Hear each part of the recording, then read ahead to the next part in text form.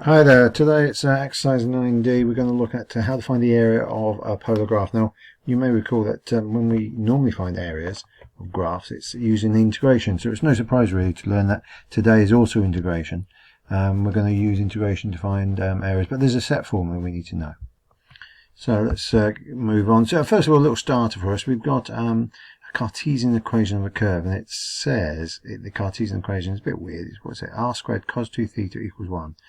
And it wants me to find the, from this polar graph, we want the Cartesian equation. And it also says, what's the graph look like? So, well, the obvious thing is we've got three equations. We know that r squared equals x squared plus y squared. So that's 1. And we also know that, well, x equals r cos theta, which effectively allows us to rewrite that, and y equals r sine theta. So just bearing that in mind, it's the cos 2 theta bothers me most here, so I want to get rid of that. And because I've got the formula for cos and sine, I think I'm going to use the version that says cos squared theta minus sine squared theta. You know, this should be an identity you remember, that cos 2 theta is this lot. So that's my view here, that's what I want to make it. And I'm just thinking to myself again, I've got cos theta here is x over r, so I'm thinking this is r squared x over r. Now it's squared, so presumably it's that, minus the same thing, y over r for the sine theta, but it's squared, so it's that.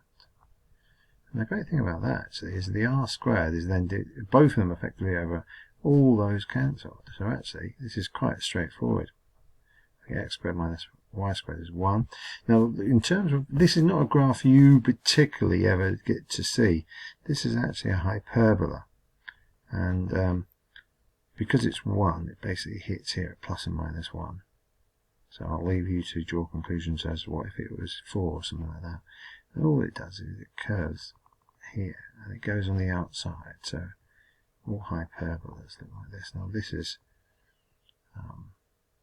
not really something we see much at normal maths, but for further maths, there most definitely is something we see. So anyway, x squared minus y squared is 1, perfect. And there's the posh graph. You can see mine's a bit more curly than that, but you can see that, yeah, that's 1 and that's minus 1. So anyway, that's calculating areas of polar graphs. That's what we're really after. And you'll notice here we've got a polar graph. We've got theta normally is equal to 0 on this line. Now I've called it A. It's any starting point I choose. And as the angle moves round to B, we've got some function here. I don't know what it is, so we just call it R is f of theta. Now there's an easier way to remember the formula down here. The formula, by the way, says area is a half times the integral from a to b of r squared d theta. Now I always remember it because I remember that the area of a circle, and of course you're going around it kind of in a circle here. So I always remember the area of a, well, not a circle as such, but the sector you get from it. And I remember that's a half r squared theta. That's what the area of a sector is. And it's therefore not much of a surprise to me, because it's kind of circular-ish, this thing, that we end up with this formula that says it's a half the integral of r squared d theta, and that's basically what you have to do between the 2 points you define. So bearing that in mind, that's my formula. What we've got here, we've got to find the area of under the polar graph, of r equals 3 theta between the points 0 and 2 pi. And I suppose I should try to draw this. This is one of those Archimedes spirals.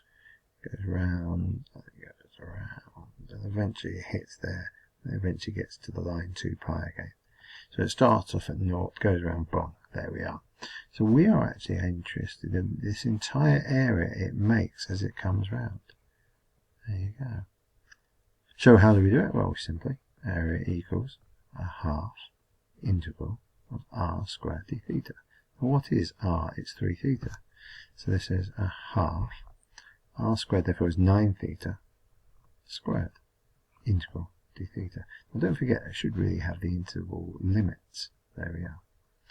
Now if I integrate that, I get 9 over 2 theta cubed over 3. And that sounds to me like 9 over 6 or 3 over 2 theta cubed. Actually, I think that's probably better. So I've got to put 2 pi into that.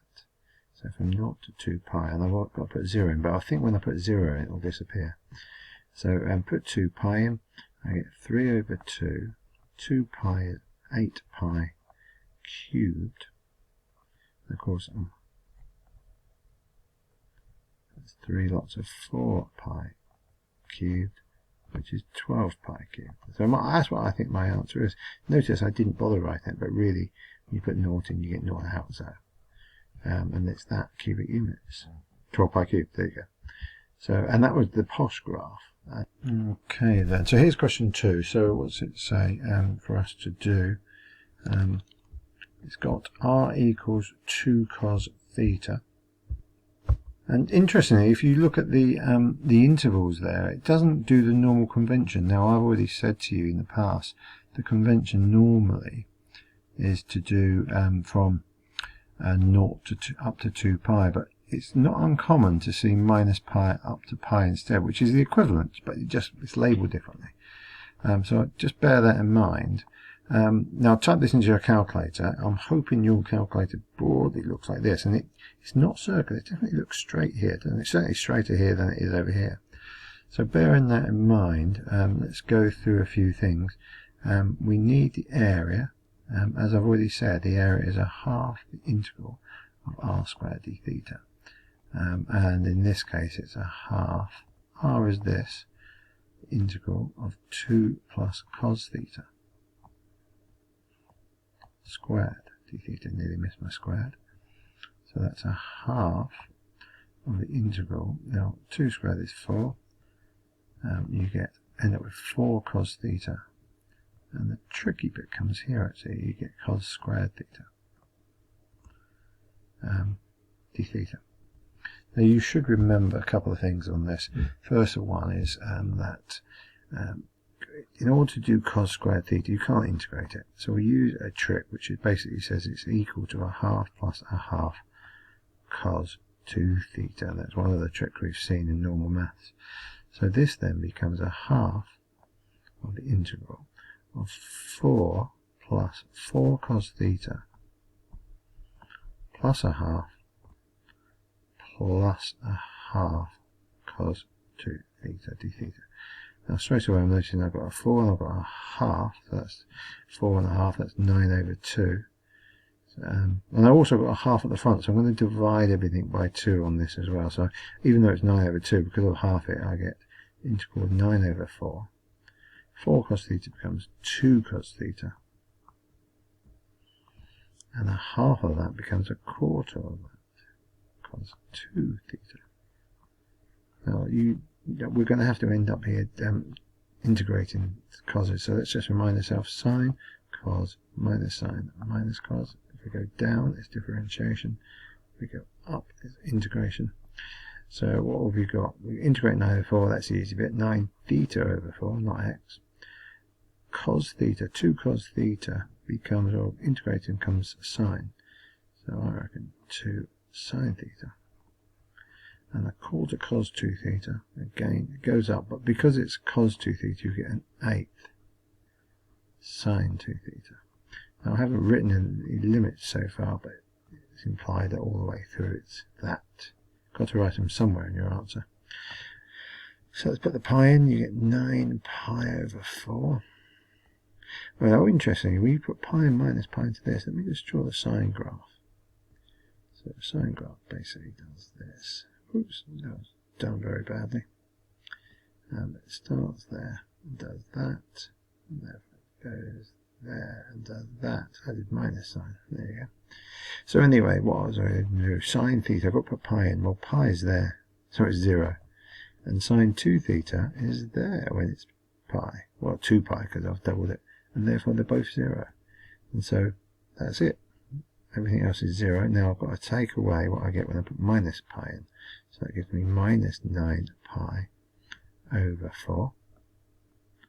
And I reckon I can do that because I reckon if I put sine of minus pi, it's 0. And sine of minus 2 pi is also 0. I think everything disappears. But be careful, minus and minus is a plus.